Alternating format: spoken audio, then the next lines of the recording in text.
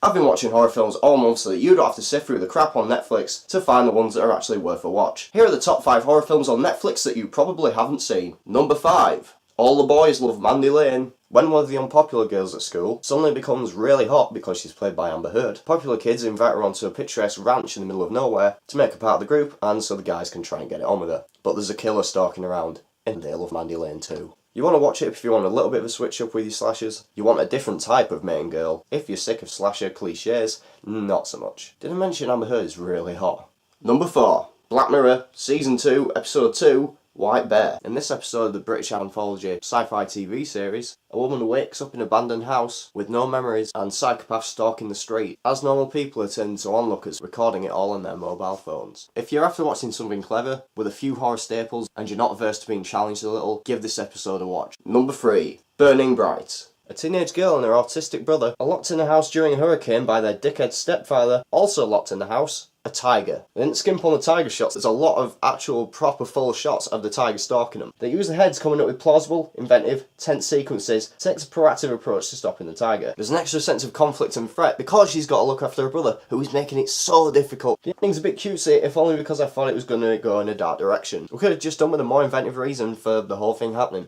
Number 2, You're Next. You're Next is a pretty damn inventive little horror film. It's set up with the slasher archetype, it's a family in a secluded house, on a reunion and then some killer show. But not only are some of the kills really inventive, but some of the twists do take you by surprise, without coming out of nowhere and being stupid. Fortunately, the characters aren't complete dumbasses. A horror film where most of the characters actually act like human beings. It's too rare a thing. And number 1, the best horror film you probably haven't seen on Netflix is Drag Me to Hell. An ambitious young lady finds herself cursed to be dragged to hell in 3 days. And those 3 days are going to be pretty damn horrific. If you love classic horrors and you're looking for a break from zombies, werewolves, vampires, while you're watching it you won't be able to tear your eyes away and it will stick with you for a long time.